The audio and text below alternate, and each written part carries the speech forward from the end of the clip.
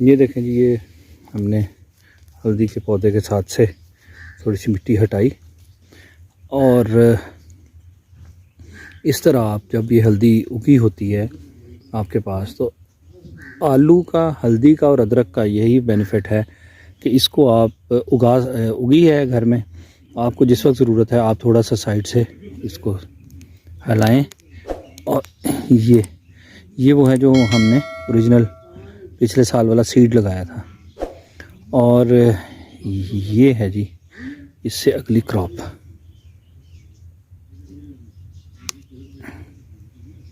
ये क्रॉप है इसकी।